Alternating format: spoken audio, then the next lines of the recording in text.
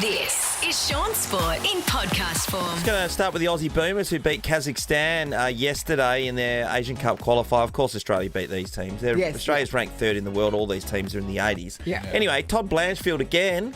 He Can't played get a game blinder. with the Wildcats. Yeah, 31 points. He shot 7 3-pointers, which equals a record from the Olympics that Paddy Mills set. Wow. Yeah. When he hit 42. But Paddy Mills was facing a more Yes.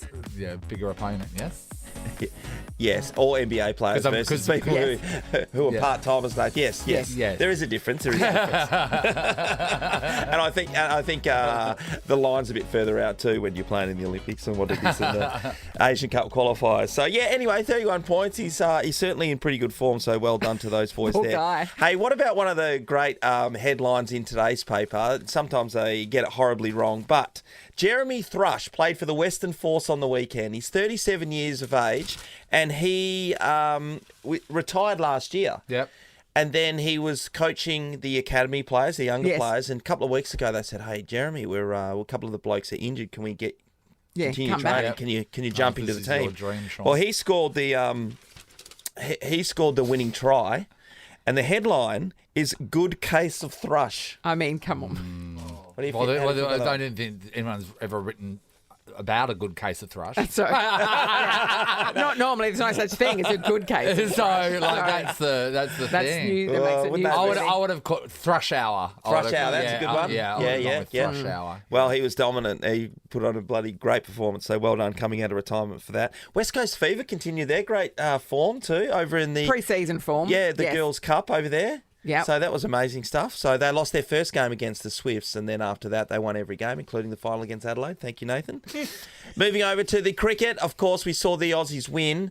South Africa were the host nation, but to be fair, the best two teams, it's probably Australia and India generally. Yeah. And South Africa were able to beat India to get into the final in the first place. It seemed like we were always going to win, but we didn't bat as well as what we could have bat. Beth Mooney hit 74, so she was quite dominant. And she just stayed in while others were just coming in for quick cameos and getting out. Yeah. And the girls did a great job. Meg Lanning back in the team after she took a hiatus for, well, she just needed time away from the game. Yeah. She goes past Ricky Ponting, now having captained 4 World Cup winning teams. That's So Ricky amazing. was Well, they've 4. won 6 of the last 7. That's an extraordinary statistic. I've got a question. I don't know if you know the answer to it. How are the women's team celebrated when they go to India and stuff? Like the Yeah, I think men's team is all like, Yeah. like what's is it starting to build? I think with the IPL this year, when Yeah. they start playing, as we know that Ash Gardner's getting over $500,000 to play, that means it's starting to build. Yeah. Yeah. The only thing is when you're watching some of the games in the IPL and particularly the Test, we know there's 1 billion people in India, but none of them can afford to go to the game sometimes. So you can still see that the stands, there's plenty of Yeah, room. they're all at home watching it on TV. Yeah. They certainly are. And finally, the Roto swim, as we know, the best conditions we've ever seen. Saturday and Sunday was so hot. A mill It was pond, right? easterly breezes, so you're getting pushed over to Rottnest. And there was records broken left, right and centre, including the first 5 blokes over the line this year. All of them Unbelievable. broke the record. The previous Yeah. record. That is record. amazing. So Barney Isn't it? Armstrong, who won, he swam 3 hours 48 minutes. But so you're swimming 20 Ks, Yes. and then someone's on your hammer. Yeah. Like Yes. the guys The were whole coming way. second, third, Yeah, and that's fourth. right. They're We're getting right out and then behind him. sprinting over the line.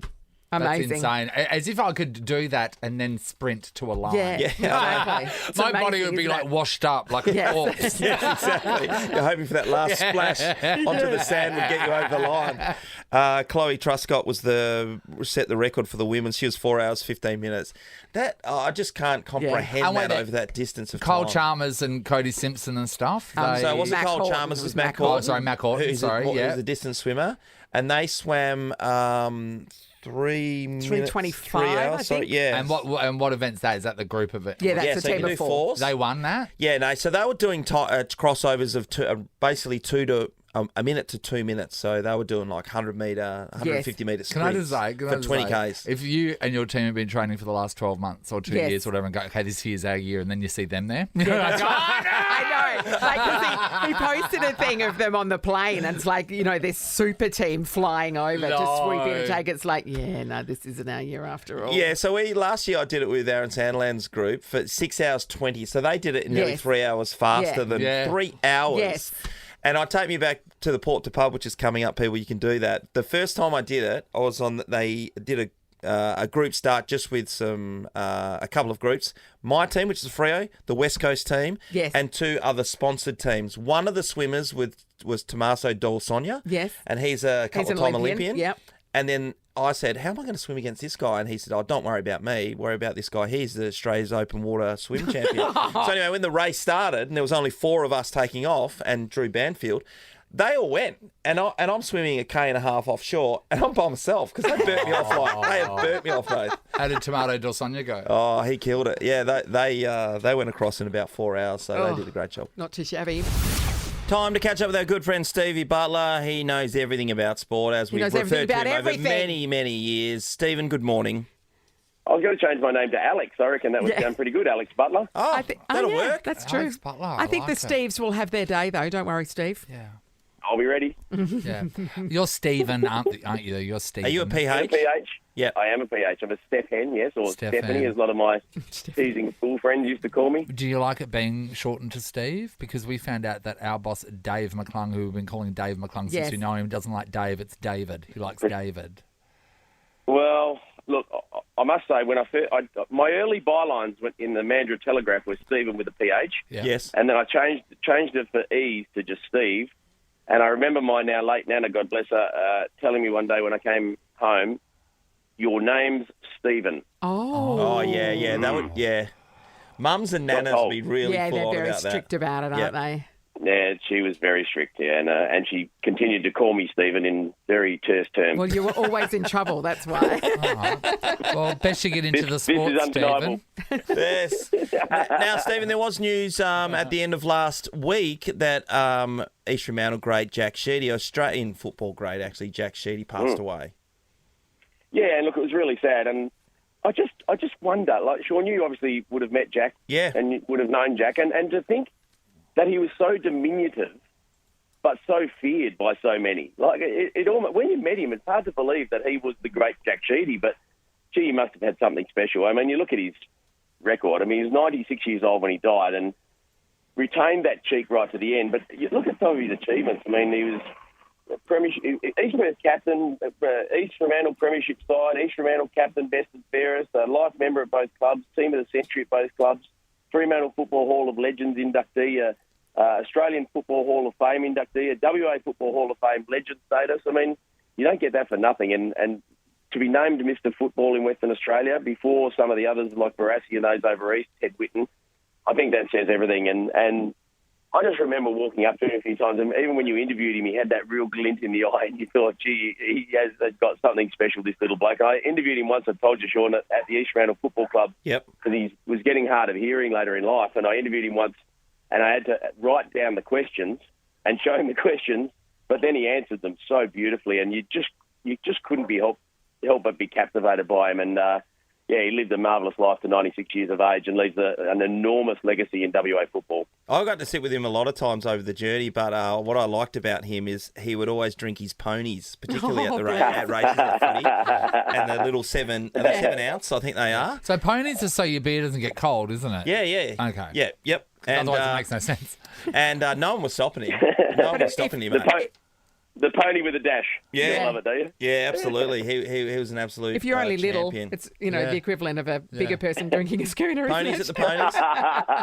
ponies. The West Coast Fever, they continued their pre-season, did a marvellous job, and they've got some new recruits, including Nat Medhurst, who's now an old Butler. recruit back again. Well, she's got better since she's changed the name to Butler. There's no doubt about that. Doesn't everyone? But I tell you what, I mean, she's quite a remarkable story when you think about it. I mean, to be cast from the club, basically, Yes. in pretty nasty terms, whether that will all be told one day maybe, but look, she was cast from the club. She comes back, she's had 2 children, she's been commentating pretty much out of the loop, and she started on the weekend when the West Coast Fever won the Team Girls Cup in the pre-season, so they won. And to watch her play yesterday and sort of fit in so seamlessly is an amazing story, I reckon. That's one of the great comebacks. If she can put together a season, and look, she's not the biggest shooter going around, that's for sure. She never has been, but gee, she's got some talent and court craft, and yeah, it's great to see her back under a brilliant new surname, I must say, having married Herring married the West Coast Eagles premiership player Sam Butler. They actually wrote in the paper a couple of weeks ago that she was the wife of Steve Butler. Yeah. How did the missus take that Yeah, one? Mel must love that. Well, Nat sent me a very amusing message. Actually, I remember sitting in the one game that Sam Butler got three Brownlow medal votes for West Coast. I was sitting in the room at the Crown in Melbourne the night of the count, and I think it was Andrew Demetra. It might have been Gil by then. And they said, and 3 votes, S. Butler, West Coast. And I thought, how good's that? Sitting in the room, 3 votes, S. Butler. You got the acknowledgement. Yeah. Yeah. Take Finally, it while they you can get it. saw me for what I was worth. I would have gone 4 votes. But Yeah. Yeah. Would have gone against the grain there. Yeah, that's right. You've always gone that extra inch, Nathan. You said it was 2 inches. Oh, the Australian women, Steve, they had a great win too, so continue their good form. Well, it was. Meg Lanning comes back into the fray, and all of a sudden they win. You know, she didn't have a great game in the final, but they beat South Africa, which is the first men's or women's side for South Africa to make a World Cup final. So they did a marvellous job. But, geez, Australia are dominant, aren't they? Are they now close to the best national team we've ever had? Yeah, say so. so 6 out of the last 7 World Championships. I mean, it's pretty impressive. That's something, isn't it? Yeah. I mean, we do throw around those sort of stats a bit, and I know it's so hard to compare past teams and glories and those sorts of things, but, gee, their record is becoming very hard to surpass. And, you know, Beth Mooney, she's just established herself as an absolute superstar, and she started again in the grand final. So, I just wonder whether they are right at the top of the tree now as the best international sort of sports side we've ever had. Yeah, I mean, our netballers are probably up there as well, but yeah. Yeah, most definitely. Well, Yeah. consistent. But, Yeah. but I suppose, you sort of have to, it's hard to judge, isn't it? Because so many sort of countries don't play netball, Yeah, that's and right. so many countries don't play cricket yet either. So it is hard to judge, but you can't knock what they've been doing. They've been absolutely No, marvellous. all they can do For is win, sure. and they do. Oh, Steve, we've got to get to the As the news. great Richie Beno would have said, marvellous. Marvellous. Got to get to the news. But, yeah, brilliant. Thank you for joining us and sharing some thoughts on Jack Sheedy in particular. Good on you, mate. Yeah, and a great pleasure to watch your son smash it at the Interschool Swimming Carnival last week too, Sean. Yeah, the Goodbye. blinder, didn't he? Oh, he was on fire, the great man. Goodbye, Stephen. See you, Stephen. Bye, Stephen. Sean Sport is a Nova podcast. For more great comedy shows like this, head to novapodcast.com.au.